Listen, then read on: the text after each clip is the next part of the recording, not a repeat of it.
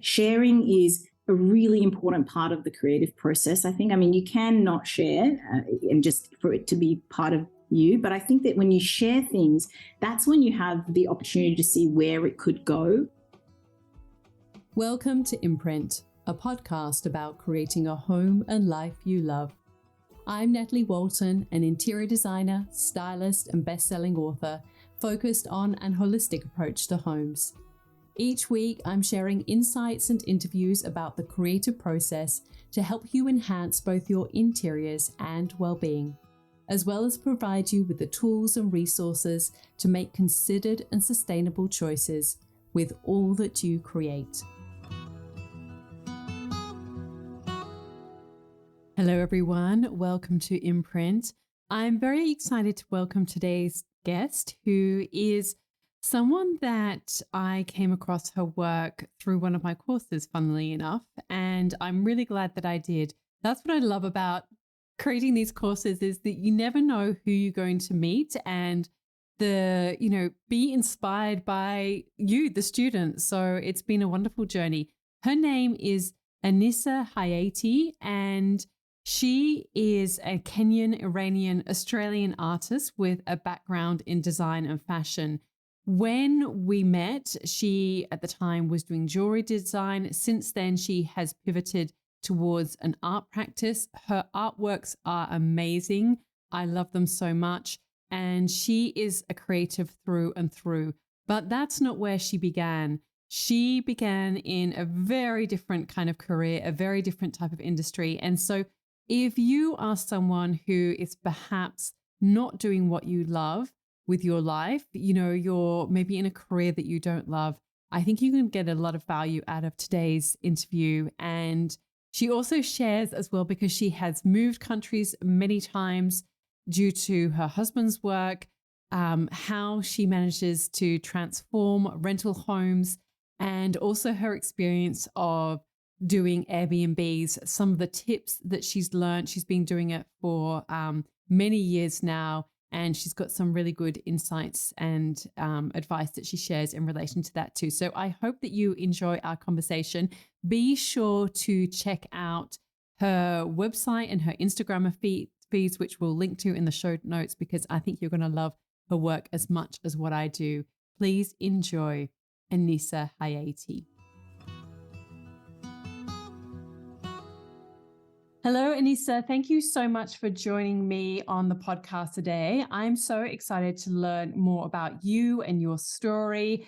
We first kind of met and came in contact when you joined my course, the Styling Masterclass. And I really loved everything that you created within that course. And then since then, I've sort of seen you go on this other journey, like physically, you've been moving countries, but also in terms of your creative practice. And when we met, you were doing jewelry. Now you're doing art and other things. But I wanted to just start at the beginning. So can you just give our listeners a little bit of a background about you, where you grew up, whether you were creative as a child, and those early years where you're just trying to work out what you want to do when you're in high school and thinking about, life after school. Can you share a little bit about your story, please? Hi, Natalie. Yes, thanks so much for having me. I absolutely adore your books, and I really do resonate with your perspective and the things that you share. So I'm really happy to be here. Yes, I was creative as a child, and I am not sure if this is the major contributing factor, but I am half Kenyan and half Iranian, and I was living in Zambia with my mom. And when I was 5 years old, we came to Australia as refugees, and we joined my grandparents and extended family in a small Australian country town called Orange. And when I got there, I went straight into school, into grade 1, and I didn't know a word of English, and I couldn't speak, I couldn't understand it. And I think that might have been why in really early on, I sort of lent heavily on creativity as a means of expressing myself, and also definitely a way of processing the things that were happening and the situations that were occurring in my early childhood years. And that sort of ranged from, I don't know, role playing. I used to dance. I used to sing. I used to love drawing. And we had a bunch of encyclopedias, which I feel like I'm really showing my age, but we had a bunch of encyclopedias, and I used to freehand like copy the pictures of the animals and the plants that were in there and try to get them, exactly right. I used to do that for hours.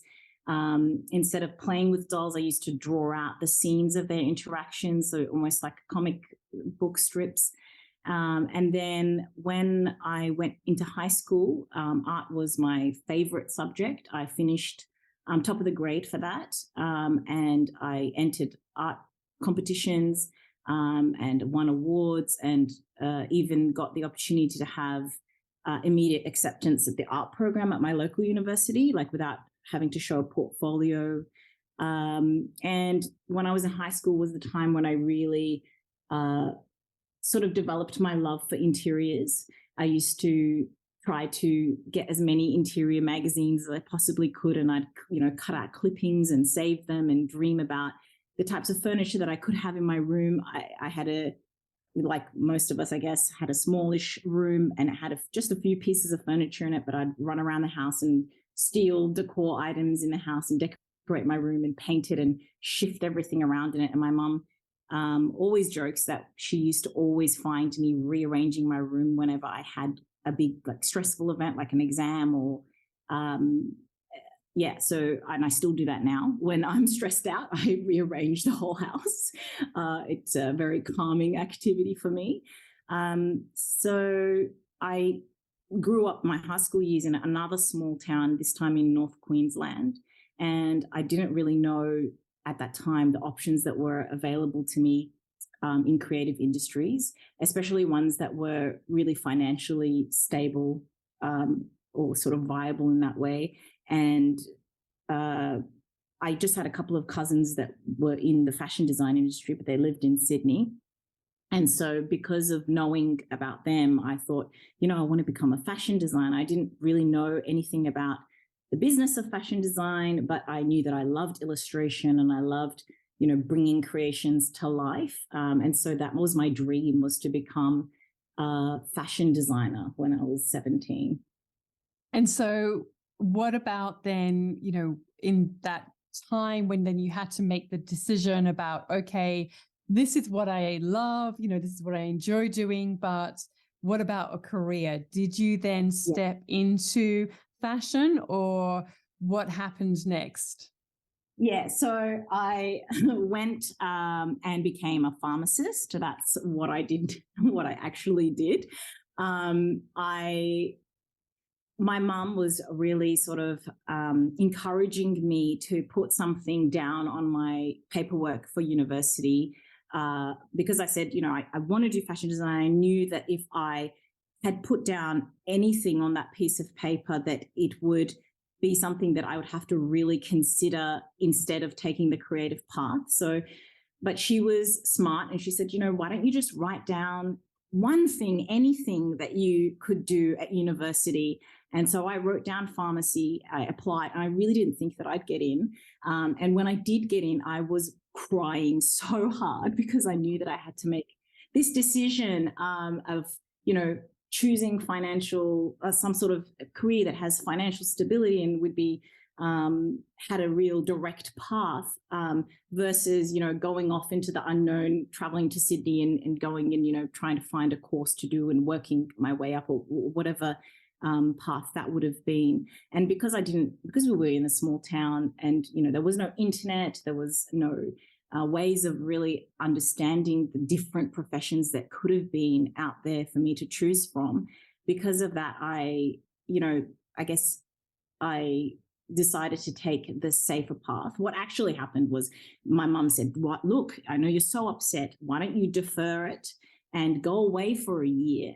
Because I graduated quite young, like 17. She said, go away for a year, think about it, do some sort of service for the community, and then, come back. And then when you come back, you can decide whether or not you want to go ahead with it.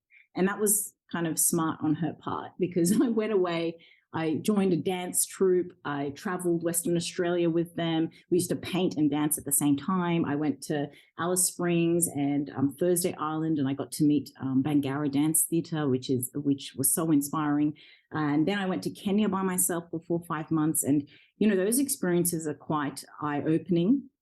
And so when I came back, I was really thinking of those experiences and thinking of the nudging that my mum was giving me, and I decided to study pharmacy, and that was sort of the next 5 years of my life.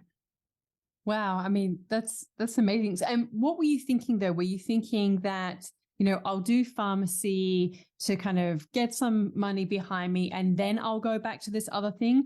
Or did it kind of, you sort of decided, no, I'm going to shelve that idea?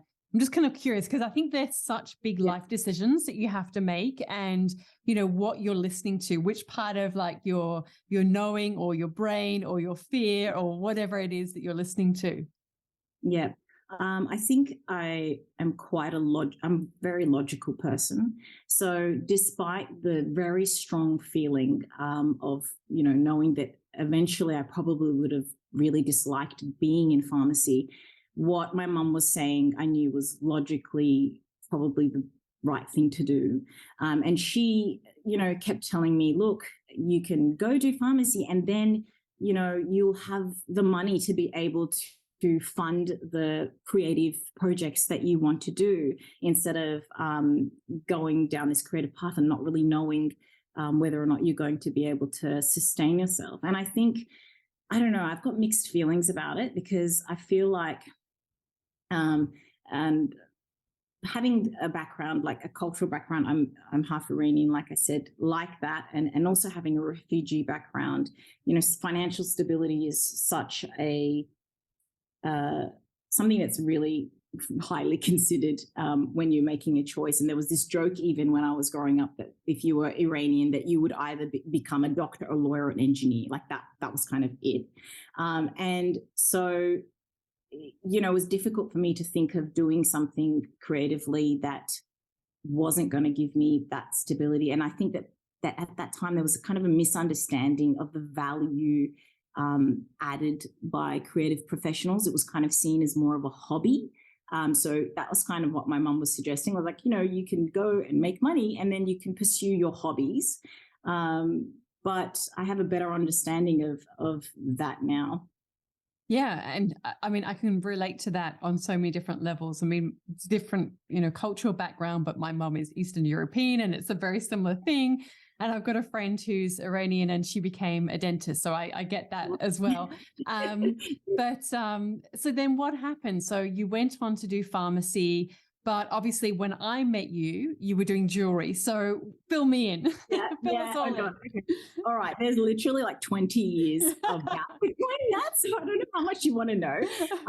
But basically, yes, to your point about, I think generally as a society, creative endeavors are just so undervalued, and even still not sort of seen as important as they are. And it's really intriguing to me because it's almost the thing that we all enjoy doing the most. It consumes most of our time. It's, we watch movies, we listen to music, we enjoy going to restaurants that are designed in a particular way. We consume a lot of content that other people have created. It's something that really consumes all of us. But then there's this kind of disconnect when it comes to taking it more seriously as a imperative part of society, and society's advancement, which sounds a bit dramatic. But I can really relate to what you were saying about you seeing that happen a lot.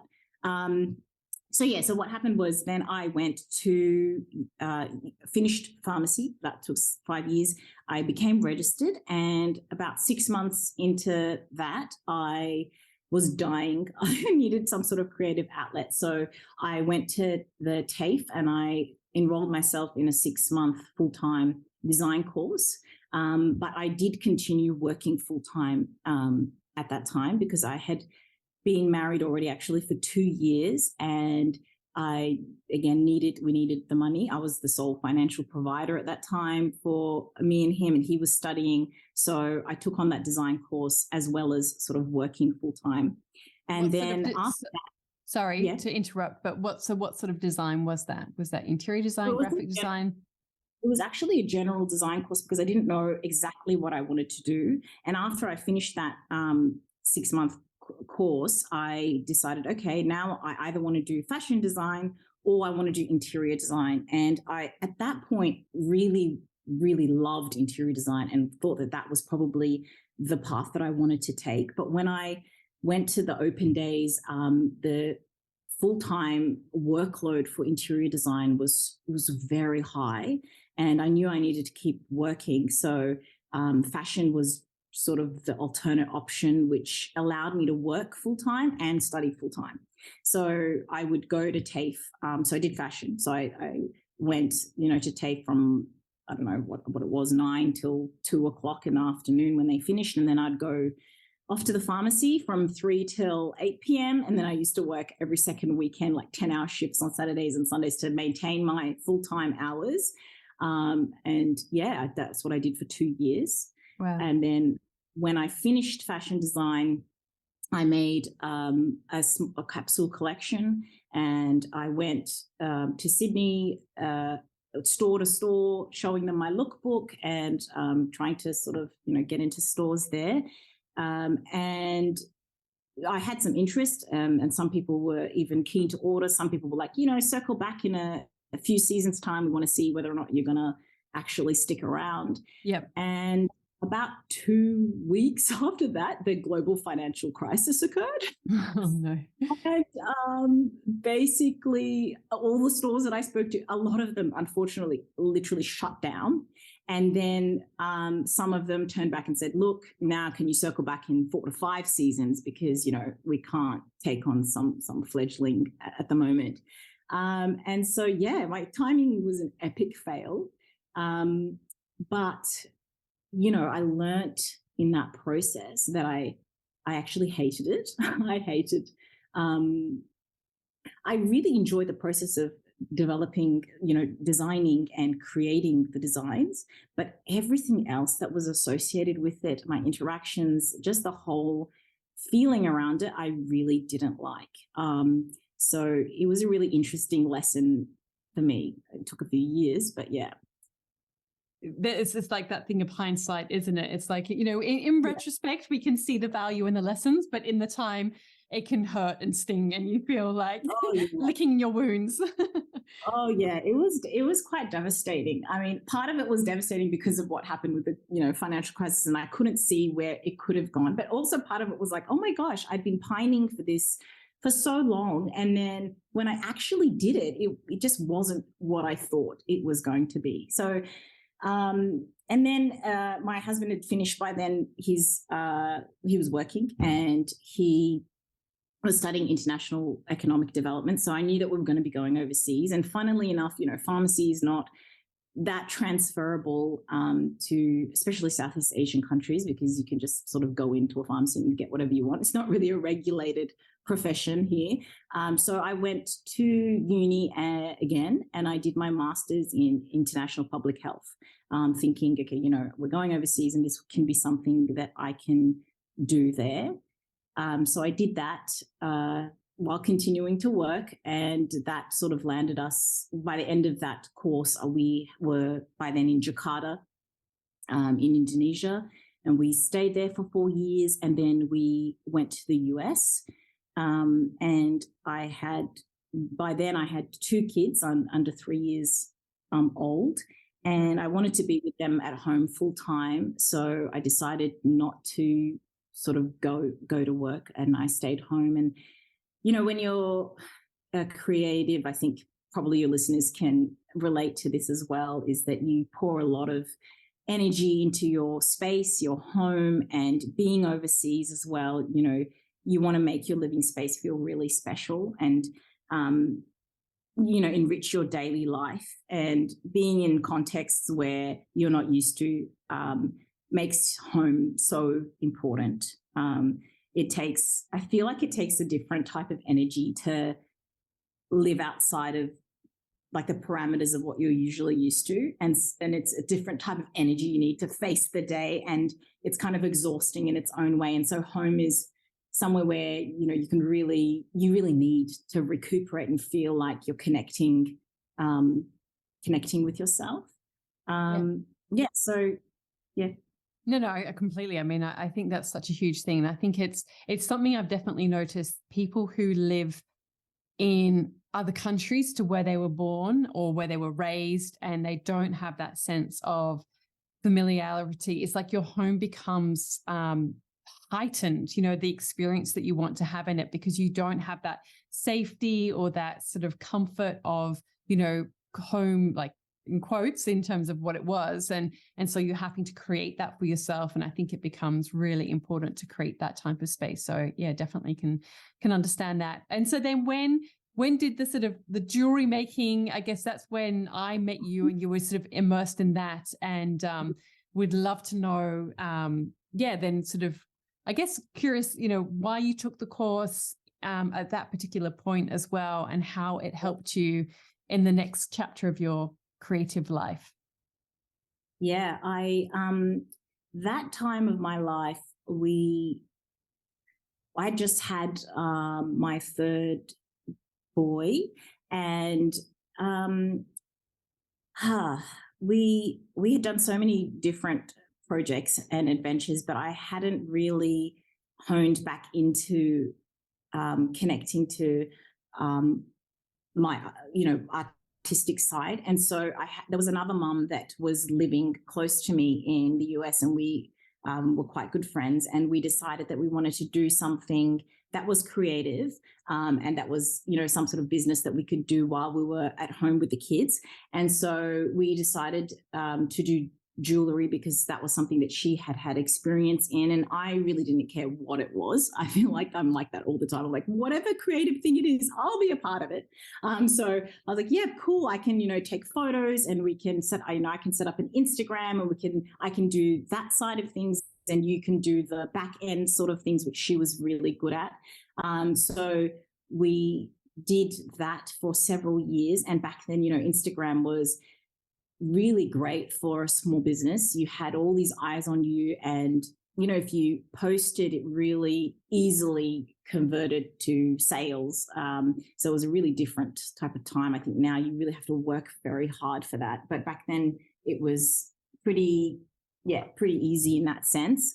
So that was really a fun sort of adventure for us, but I knew that wasn't exactly what I wanted to do. I knew from the beginning that it's not exactly what I wanted to do, but it was a good gap fill. And I really still knew that I loved interiors. And so that was when I was like, I need to upskill if this is something that I want to do.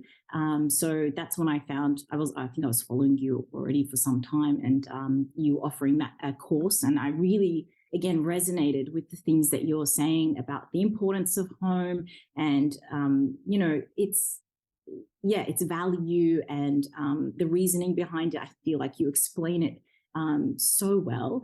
And so I thought, this is a person that I can really learn from, and I feel like has similar values and ideas about, or perspectives about this topic. So yeah, I entered that course then, and that was when I was sort of deciding. We were moving countries again, and that's when I was sort of deciding, do I continue with this jewellery thing, or do I put that to rest and start to sort of focus more on interiors and art? Because actually also I thought, after you have kids, I feel like it really, after my third child especially, I feel like I really got to know myself. You change a lot after each child, I think. And I really feel like I got to know myself a lot after my third child, and also the context that we were in the US. And I thought all of these things that I wanted to do.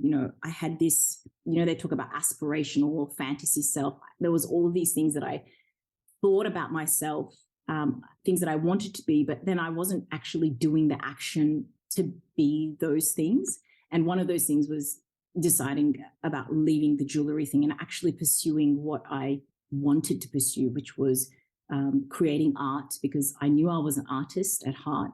And I was calling myself an artist, but I wasn't actually producing any art because I was spending all this time with this jewelry business. So that was the time when I was like, okay, try to align what you think about who you are with what you're actually doing. Yeah. So I don't know if that answered the question. No. It does. Because, I mean, I remember, well, there were a few things that I just loved about what you created during the course. One was that you were, I can't remember if you were in Cambodia maybe at the time, but you really had to make the most of your space, which is something that I say all the time. I think people get so caught up on, but my home's not perfect, and put all these restrictions on themselves. But that's not the point. The point is engaging with your creativity. As you say, like, you've got to actually do the work. You've got to do your art, whatever that is. And I love, like, that you would, get really creative with your space, with the different assignments that would be part of the course, and how I could really see that, like, yes, it's probably not like your dream space, but you really worked it, if you know what I mean. And which I loved. And then now I love seeing, I mean, I love your art. It's just so beautiful. But what I love as well is seeing how this is what I'm hoping, is that some of the things that you learned in that course, it's really, enabled you to, like, style your work in a really beautiful way. Like, you're obviously a very visual person, and, that's what I think styling is as well. It's being able to kind of tell a visual story in so many different ways, whether you're an artist, whether you're a jewelry maker, whatever it is you're doing. It's like being able to compose your space in a way that is visually pleasing, and it can be, for your products or whatever it is. So, I've loved really watching that evolution with you and your work and your spaces, and seeing how that's all come to life. So I guess I'd be really interested to know, so now you're doing your art. Can you share where you're living right now? And Yes. and give a little bit of an insight into, so, what does your creative practice and your days look like? Yes, I just based on what you just said. Yeah, doing the course really, because I felt like I really didn't. I felt like I knew inside me what I needed to do, but I couldn't filter it or make it make sense. And your course kind of helped me understand that a lot. What was actually my style, what, beyond trends, or how do I want to display my art? Because at that time also, I love creating art, but I don't know how or where to hang it in my space. Like, I don't really understand how I should do that. So the course was really helpful for me in that. And I really loved that the focus on, work with what you have, because what you see in social media, everything is always so perfect, and it feels so difficult to share your own spaces when you haven't created them, from ground up. I, being overseas a lot of the times, so at that time, actually, I was in Myanmar, and then I was in a rental apartment in Australia because of COVID.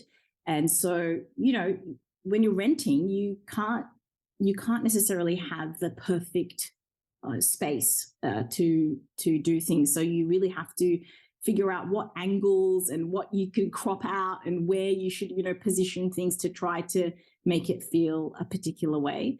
In terms of my art, oh gosh, I've forgotten what you asked. See, I was babbling. I'm so Well, I guess, I just think it would be interested to, first of all, so where are you based now? Because I know that then you kind of came back to Australia. You definitely move a lot.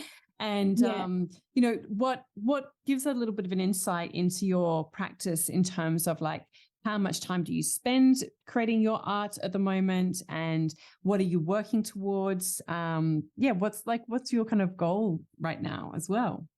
Yeah, sure. So from the US, we were in the US for 6 years. We went to Myanmar. We were in Myanmar for about a year, and then COVID hit, and my children are asthmatic, so we had to get out of there pretty quickly, and we didn't really know that we'd be gone for so long. We left and said, see you guys in 4 weeks' time. And then, that didn't happen. So we ended up in Australia, and we were in Australia for 2 years, which was unplanned. And the second year we were in Australia, I really, there was so much shifting and moving, and so much, everyone went through so much during those 2 years, that I really, again, leant back into my art as a way, I think, to process what had happened in the world, what was happening, because there was a lot happening at that time too. It wasn't just COVID. There was a lot of race related issues that were really spiked up at that time.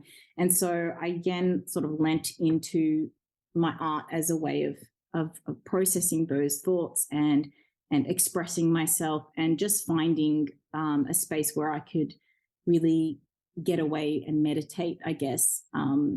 Because when you're in a creative and you're in your workflow, it's almost like you're just sort of in touch with your true self. And so that was really healing for me to get back into painting and drawing. And that year I produced quite a bit of work, and I connected with somebody in Sydney who was also selling my artwork, and that sort of that was a really good affirmation as well. And we were living at that time it wasn't a farm, but it's a big piece of land in the bush. And so during the day when the kids were at school, that's what I would do, as well as we were renovating a little bit. But yeah, I would spend the day in the shed, basically, painting and creating.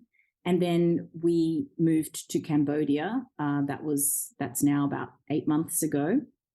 And I again continue I've been building on my artwork and my the collections of artwork that I've been doing, and I basically work while the kids are at school. I spend the day sort of doing that, as well as settling in here. Yeah. And I think now I've just come to a point where I can really focus on it, because up until now, the past 3 years, has just been a lot of upheaval for our family. Yeah, no, definitely. I do want to ask you as well about what you've learned about living in different homes. I mean, you've got quite an itinerant life in terms of you've lived in lots of different countries, lived in different types of homes. And as you say, you've had to rent a lot of those homes. What do you think is a good way to make a rental home feel like a home from your experience? Because I get a lot of people saying, but I can't improve my home because it's a rental. And I've lived in lots of rental homes, but I'm just curious to get your take on it, because I think you do a great job of it. How can you make a home from a rental? Yeah, I think there is lots of ways that I've come up with. For example, there's little things and big things. I think one part of it is, if you have the financial means, you can maybe make a decision to do something that will require you to pay for it later. So, for example, I made a decision in this home, in the last home that I was in, that I was going to hang things up. I know different countries also have got different levels of how particular the landlord is. So in America, for example, you can paint things, you can hang things up, as long as you sort of deliver the unit back sort of the way that it came, it tends to be okay. Whereas I know in Australia, it's quite difficult. I remember when we were renting there, it would be like, if you've put a hook in the wall, you're going to have to pay to repaint the entire wall. It was quite difficult. But yeah, one thing I decided is if it's going to cost me, I don't know, $500-$600 to fix the walls and repaint them, that's something that I'm going to do, because I know that I'm going to be here for more than a year, and it's going to really affect me, having blank walls the entire time. Or, for example, working with balance, and looking at your space and thinking, okay, if the ground is like this super shiny tile, which is what I have in this home, maybe then, I will then put down a seagrass mat on top of it so that I don't see, a cheaper sort of thing that's going to cover the floor, so that I don't see the floor, or I will pick something of interest to put in the room which draws your attention away from the thing that you don't want people, or you don't want to look at. If it's something that can be unscrewed, unscrew it. If it's a light fixture that can be changed, again, sort of investing in to change the light fixture and, put it back. But yeah, working with balance, I think, is one of the biggest things. If something is too shiny, I had this bookshelf in this house when I came here, and it had all this gold trim. It just wasn't my style. And so I had somebody make an insert, a bookshelf insert that goes in over the top of that, just to cover it, because I knew that it was going to bother me so much. So you can do things like that, just covering things either with material or pieces of furniture. I think there's lots of they're all things that I've done in my places as well. I think that, just that simple act of like switching out, the light fittings, so if you've got a pendant that you really don't like, then just, unscrew it, put it somewhere safe, and then just hang up something that you like, that you can take with you when you go. Rugs, yep, I'm all for it. They're all of those things. So completely agree. Now, before I get into the final questions that I ask everyone, I also wanted to touch on, because you mentioned that to me that you've got some Airbnbs, that you've been doing quite a few of those. And I just thought it'd be great to get your insights or learnings into, running them and managing them, and what's made them a success. What are some of the lessons that you've learned with that? So we from DC, basically, we have started, we'd started doing Airbnbs. We were there, like I said, with our little ones, and they were one was newly born and the other one was 3. And my husband was like, we should go on trips and use and Airbnb our house out so that it can pay for us to go away. And at first I was like, absolutely not. I don't want anyone in my personal space. Like, I don't want to do that. And he said, oh, come on, it'll be nice. Do whatever you need to do to make it feel comfortable for you. So I went out and bought towels and bed sheets and stuff and linens to have for them separate to us. And we went away and we booked it out for the weekend. We went away and we had a great trip, and then we came back, and before we even came back, it had been booked again for the next weekend. And we went away again, and then the third, and then again it got booked for the next weekend. And the third time I was like, look, this is exhausting. I don't want to go away every weekend. Like, I want to actually be at home. And at that time I was cleaning the Airbnbs myself and preparing the apartment, and with the 2 small kids, I was like, I don't want to go away every single weekend. So my husband was like, okay, well, let's think of what would make it okay. Like, he's an economist, so he's like, what's your price for like leaving the house?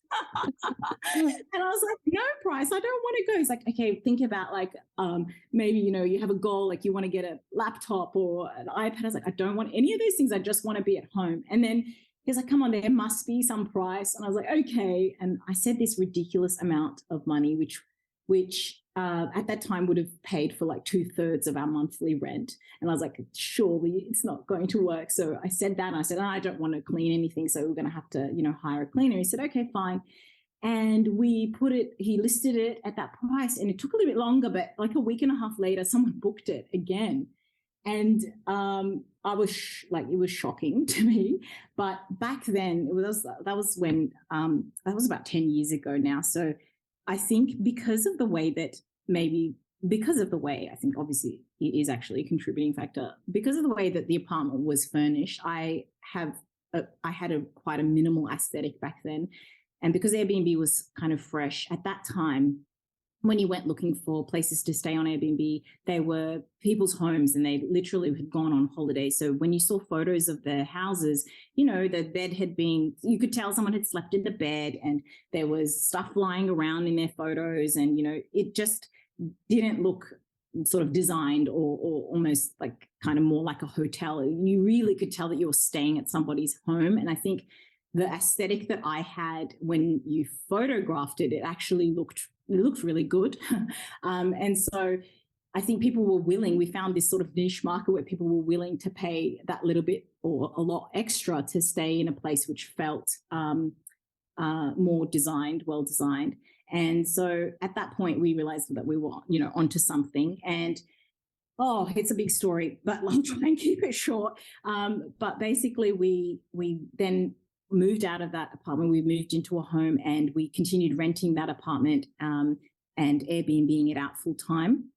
And the owner at that time, we told him, and all he said was, "You just have to pay for the insurance." So we just did that, and another apartment came up in that same building, so we ended up renting that out as well. And so then we had 2 Airbnbs running at the same time, and we learnt a lot from that. I think really to know who your target market is, and making sure that you're sort of hitting all the points that they care about. The other one was location. Location is extremely important. And we had an apartment in Canberra City as well at that time, and we decided, okay, let's make that an Airbnb as well. But we were living in Washington, D.C., so it was exactly the opposite timing. But we put in sort of procedures and systems to be able to run it remotely, like lock boxes and really good text communication. And we, had that third Airbnb. And then the guy who owned that apartment actually sold it to somebody, and they said, "We don't want Airbnb in here." So we rushedly and hastily made a very risky, again, decision to go and buy a row house, a really old 130-year-old row house in Washington, D.C., and renovate it. I was about 8 months pregnant then, so we didn't have much time to renovate it, but we renovated it and moved all of the furniture into that. And we still have that now. And then when we left the US, we Airbnb'd the house that we were living in, which we also renovated. And again, I guess the tips would be making sure that the location is really convenient for people, or is in a location where people want to go and see things or do things, and that works in both seasons. That's another learning we had, was that to have a location which works in summer and in winter. And we sort of niched into bigger group bookings. So our group bookings are about sort of 12 and up. So when we went to Australia, after a year of living in an apartment and not knowing whether or not we were leaving or not, during COVID, we decided to buy a big piece of land, and it had on it 4 buildings. And I think our Airbnb journey sort of culminated there. We bought that, and it was quite run down. It was kind of from the 80s.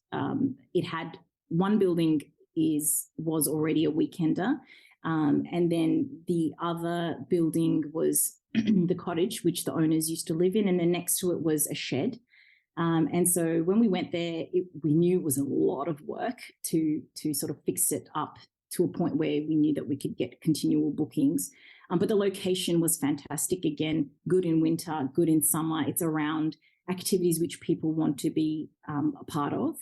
And so we really had a vision for it. And so, yeah, we've been renovating that. So we renovated that one building while we were there. And then the cottage and the shed, we're actually in the process of finishing renovations with those now. And those buildings, we can, across all the buildings, we can sleep about 70 people. So it's kind of almost like a mini hotel. Wow. But yeah, so that's really exciting. And that's what the process that we're going through right now, which has been very interesting, is renovating remotely because we thought we could get it all done while we were there. And, it just didn't happen. I mean, COVID and timelines and council regulations and things like that. I guess the other tip would also be to just really be aware of regulations for Airbnb in your area, in that area where you're buying, and making sure that you're sort of complying by everything, because the last thing you want to do is invest in a property or somewhere where, down the track, they might turn around and revoke that. So whether it be in the States, where some counties have got different rules, or in Australia, even, getting the correct type of licensing and whatnot. So that's another sort of tip, is to do that research before you invest in something. Yeah, it seems like all of those rules keep changing as well. So you definitely need to check those out because they've changed recently in our local area as well. So yeah, no, I thought that was really interesting to kind of get a bit of an insight into that from you. All right, well, we're going to finish up with the questions that I ask everyone on the podcast. And the first one is always the hardest one, but I'm sure you can do it. I've got complete faith in you. So first question is, which 5 words best describe you? Yep. I think I'm thoughtful. I'm too full of thoughts, actually. I think a lot. I am empathetic. I'm definitely creative. I know that about myself. I'm very truthful and resourceful. Great. What's the best lesson you've learnt? I think reducing, being able to reduce enough of the noise in your life to really tap into your intuition, like your gut feeling. I think that's important. Yeah. What's your proudest achievement? I think my marriage. I've been married for 20 years, and I definitely think that's an achievement. Marriage is hard, and yeah, my marriage. That's beautiful. What's been your best decision? Getting married to the person I got married to. Oh, that's It nice. was it really, yeah, it really, yeah. It's yes, the person I got married to. That was my best decision. You better make sure he listens to this then. Yeah, I know. I'm getting brownie points. Who inspires you? My mom. My mom inspires me a lot. Her struggles, her achievements, her accomplishments, her journey to get to where she has. Yeah, definitely her. What are you passionate about?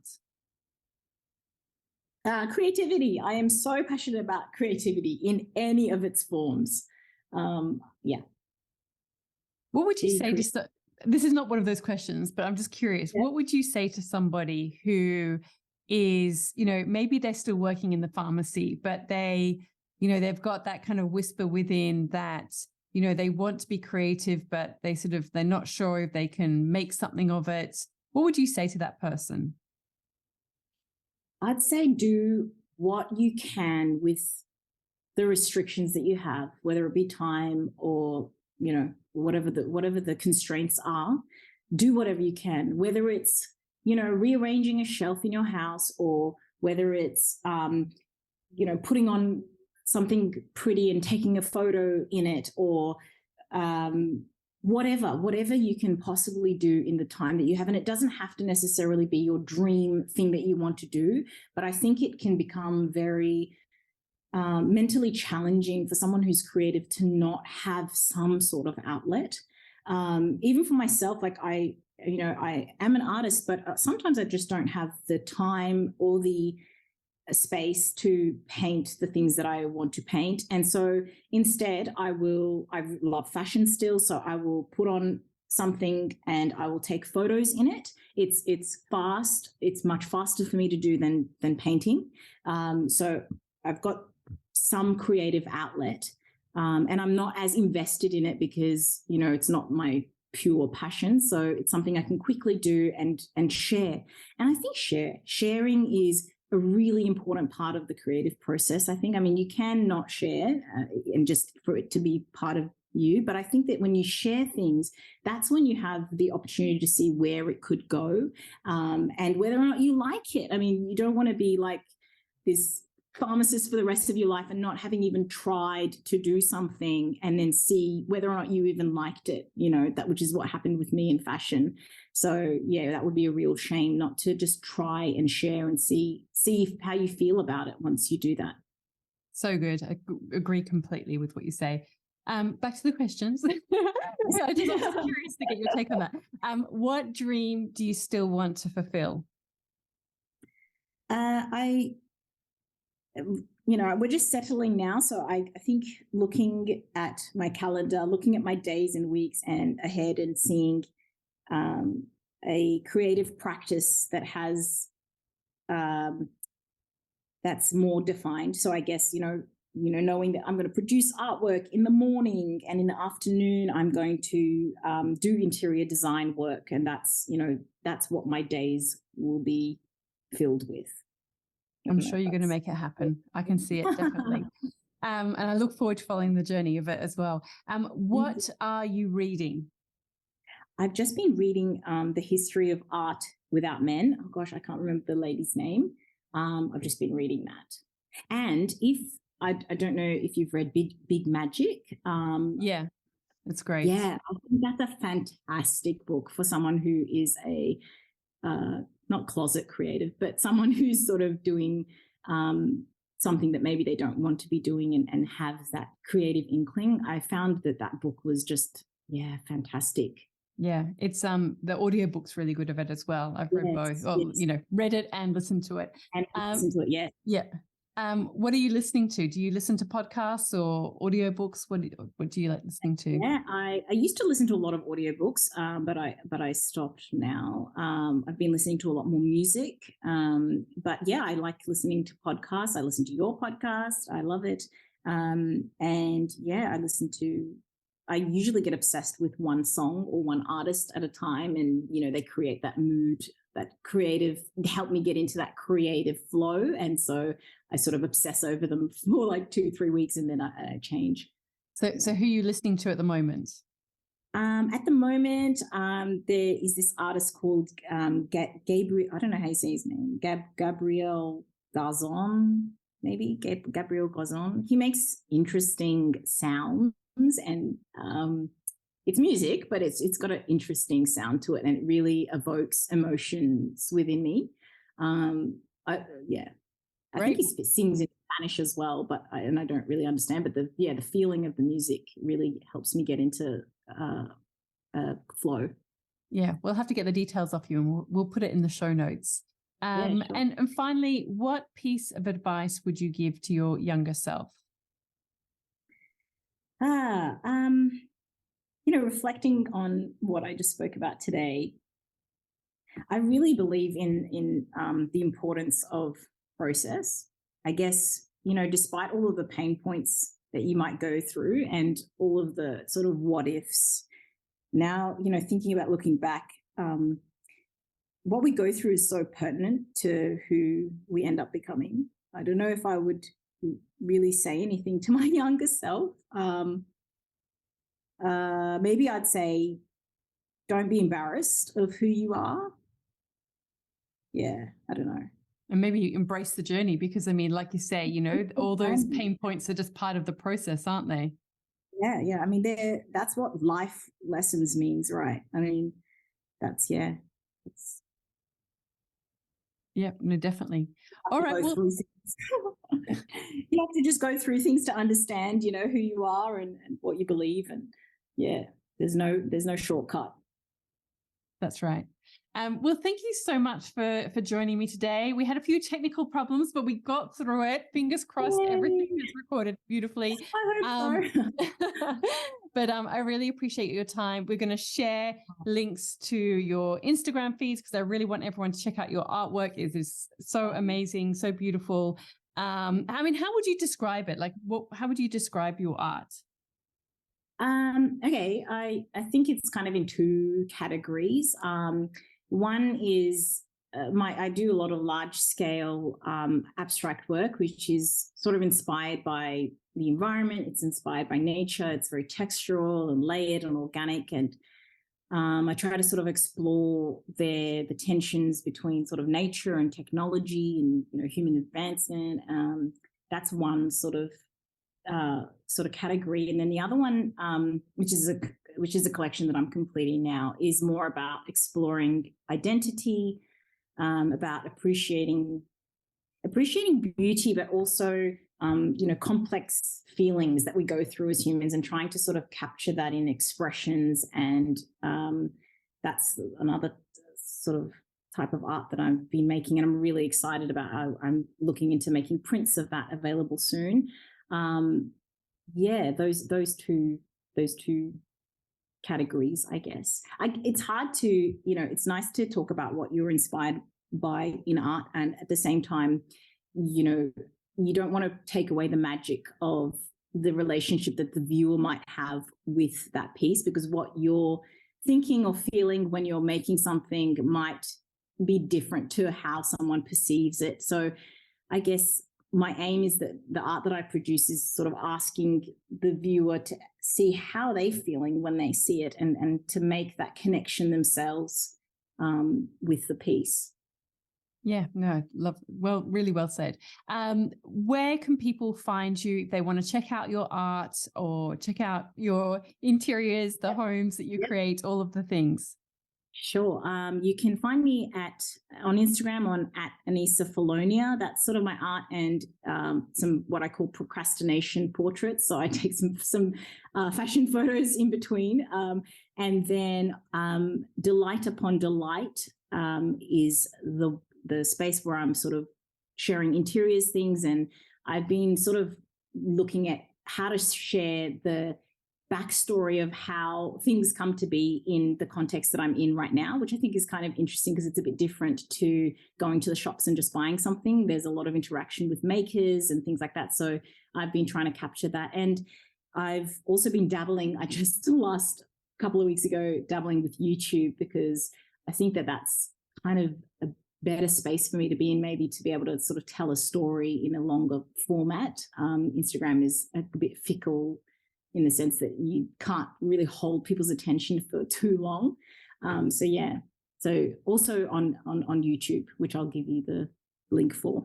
Okay, definitely. I'm definitely going to check out that, because I mean, with my own journey with Instagram, it's been a bit fraught recently. So I'm all about exploring different ways to connect, to create community. And like you said, I mean, Instagram was such a different world, sort of 10 years ago. And I feel like it's taken all the fun out of it, and that sort of connection that we all so much enjoyed in the past. So we'll definitely get those details for the YouTube. Definitely going to check that out.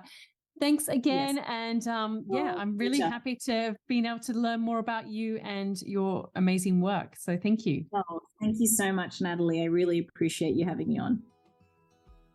All of the links and info for this episode are at nataliewalton.com/podcast. Don't forget to subscribe so that you can get a direct download of the latest episode. And I really appreciate when you take a minute to rate and review, as well as share the love with someone you know who might benefit from this episode, or on social media. If you'd like to access a range of free resources, come visit my website, nataliewalton.com. Thank you to Jaeger Media for producing this podcast. And I would also like to acknowledge the people of the Bundjalung Nation where it was recorded, and pay my respects to elders past, present, and emerging. I look forward to connecting again soon. I'm Natalie Walton, and you've been listening to Imprint.